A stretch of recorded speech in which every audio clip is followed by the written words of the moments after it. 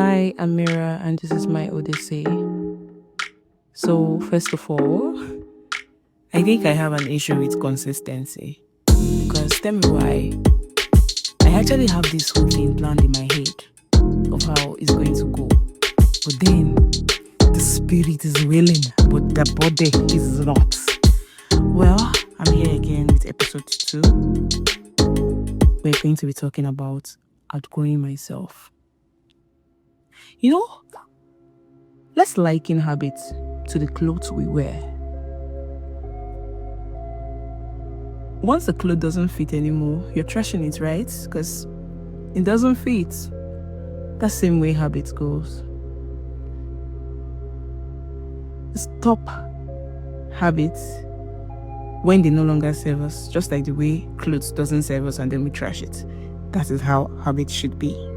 So, outgrowing myself is not really like growing up into a new age. It was more than that. It was a mental work, and a lot of us, a few of us, might be in this category because formative years have a way of shaping in somebody. Have a way. It's how you are shaping. It's not just having a way. Well, see life from my point of view. See life from my lens. So there's this strange grief. I don't know if you have ever been in that space before, especially when you're trying to let go of something that comes with growth. And if nobody's talking about it, I'm going to talk about it. Sometimes I accomplish some things and I'm like, oh, the former you won't be able to do this, and I'm happy. But then I don't even sit down to think about, oh, well, you had to do this for you to get here. Example, you will never see me standing in front of a crowd delivering a speech or anything, because yes, I'll be wondering when they're looking at me, what comes to their mind, what they say and all that. So when I went for my service here, I was meant to teach, right? And I taught in a government school. You can imagine the amount of students or the numbers of students that will be in that classroom. Normal me would have backed out, find another way to I'm not going to do this shit. But at that year, I said I'm going to do everything that I didn't do that restricted me from achieving more. And then, boom, I had to let go of, I won't really say I've overcome my public fear or fear of public speaking. But then again, I found a way to combat it, like seeing people and not seeing them. I could stand in the front of these students and I don't care what they are looking at. I don't care if they're looking at me, but I act like I'm looking at them. And then in my mental head, the classroom is empty and I'm just talking. But then this helped me to stay afloat, right? So most of the times, I don't really sit down to think about, oh, this is what you went through. Sweating in your palm and sweating. But then again, I'm here to actually say, Mira, you've actually come a long way, right? And this can be you too. You might not really know that you have come a long way until maybe you sit down and think and say, oh, the former me won't be doing this shit right now. But yeah, I am. So, outgrowing me is really one of the loneliest transitions, because I was confused at some point. Yeah, this is me. This is what I know. This is what I've been doing for the past how many years. And you just want to tell me that, oh, because I want to change, I should just trash it all away. Yes, this version of me actually protected me, and I'm just going to let it go. But in as much as it protected me, there are some things I noticed that it pulled me away from. Example, reaching out to people that could be of help for me or help to me was a problem, and that affected me so bad in my BSc, because I would have done a lot better than I did. Because why? I don't have the courage to meet up to people. I don't have the courage to say something to people. So let's get deeper into all of this.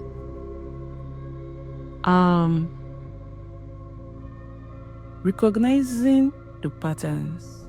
I keep saying this is just episode 2. I've said it before, I think in episode 1. Well, moving with me. I keep saying this, that Growth is not just waking up in the morning and say, oh, I want to grow. Growth is actually noticing that these are the things, these are the patterns, these are the things you do repeatedly that have kept you where you are and not in a good light.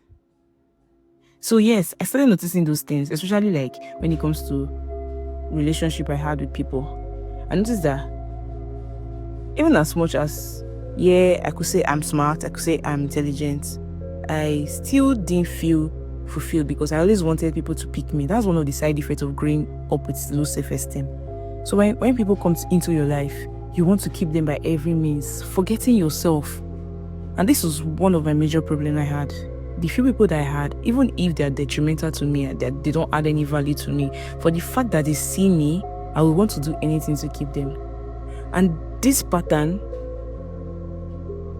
I noticed that in some friendship I had then, it was pulling me back. I avoid confrontations. Like, you could literally say the worst things to me and I won't say anything bad because I'm scared of, if I say something to you, you're going to move, you're going to leave me, I'm going to be alone and everything. And the moment I took the decision of outgrowing that aspect of me, I began to stop justifying these patterns. I started questioning them. Like, why am I doing this? What am I afraid of? What am I trying, or who am I trying to protect? And when these answers comes out that I am not even in the favor of the answers, I knew that was the time for me to actually let go. So rebirthing myself sometime in, let me say like 5 years back, rebirthing myself, because even in the university, even as much as I really want to have a rebirth, I didn't really do much. I just had to change a little bit about my appearance, and that was that. But the inside was still very much damaged. So after the whole brouhaha of the 4 walls of the university, I decided to do more for myself. So I don't think there's any age or any limits to actually rebirthing. You can be any age and just decide to say, this doesn't serve me anymore and I need to move on from this, and it's accepted. So yeah, there's this discomfort that comes in letting go, because this is what you already know. Comfort zones are very, very nice. Comfort zones are very comfortable. Like, sometimes you won't even know it is bad until you decide to actively do something about it. So there's this whole emotional withdrawal you get when you want to actually do a rebirth. Like, sometimes you'll be like, oh my God, am I really sure I need to do this? What if I do it doesn't come out the way I want? What if and what not? Just do it. Just do it. A little bit of how I grew in a place that everything was provided. And this kind of affected me in a way, because most things people my age can do, I can't do them because I was not exposed to it. So I was so comfortable where I was. But you see, the year I went for service, I started to take the bull by the horn, cut off from a lot of comforts. And I kid you not, it's not easy. It's hard. Trust me.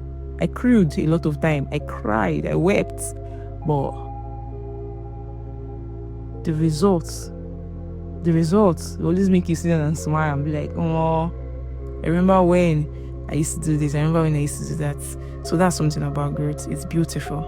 It's amazing. I cannot begin to overemphasize how beautiful growth is, especially when you are intentional about yourself. You begin to create. Now, when you get to this aspect of your life, when you get to this point of your life where you feel like, oh my God, I need to throw away a lot of things I've been doing before, you need to start creating boundaries. Now, boundaries are not walls. They're just clear communications. Like, I do not like this. I won't go over for this, right? And people coming into your life at this point in time should actually understand that this person, no matter what, would not move over this boundary that she has created. It's not like a war. Of course, there are some cases where you have to be like lenient and everything, but then again, you should have certain principles and rules that actually guide you and everything.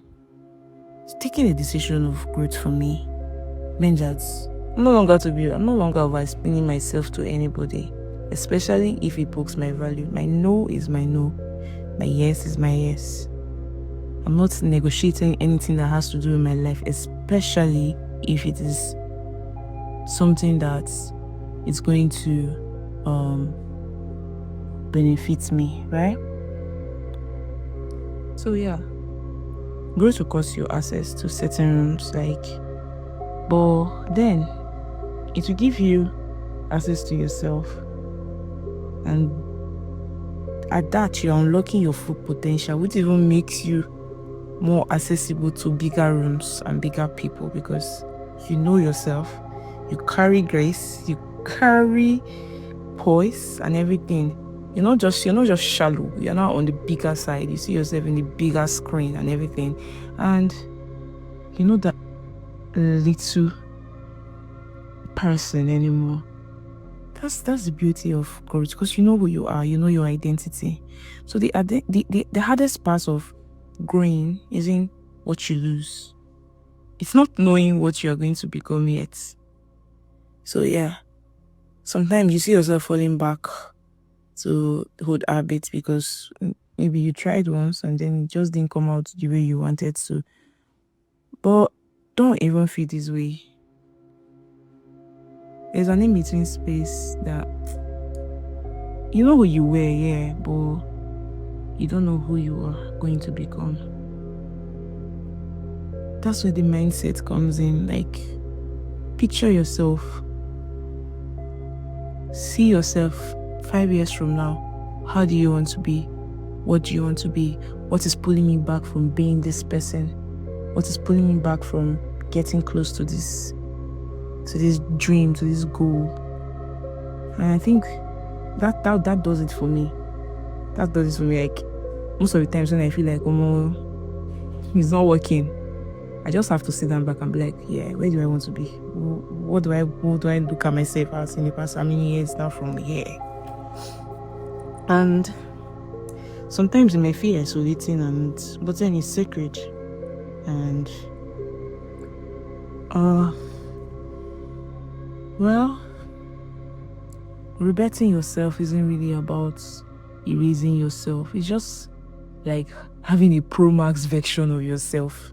It's still you, but then an upgraded version of you. So it's just about redefining yourself. So well, with all I've been saying, there's just a little bit of reflection for you, right? So what patterns in your life keep repeating? What habits feels familiar but heavy? Where am I staying small to feel or to stay comfortable? And what boundaries am I afraid to set? Just know this: you're allowed to evolve despite or regardless of what people think, but it should be for a positive cause. Like I said before, outgrowing isn't erasing who you are, it's just an upgrading. So for me, outgrowing myself wasn't a betrayal, it was an alignment. It was choosing the lady I was becoming over the comfort of who I used to be. It is choosing mirror over timidity. And the choice repeated daily is what is shaping, or what has shaping, or what has birthed this odyssey. Until next time, choose growth, even when it stretches you. And with this, I'd like to say, I'm drawing the curtains. Please like, share, subscribe. Mira cares always. Bye.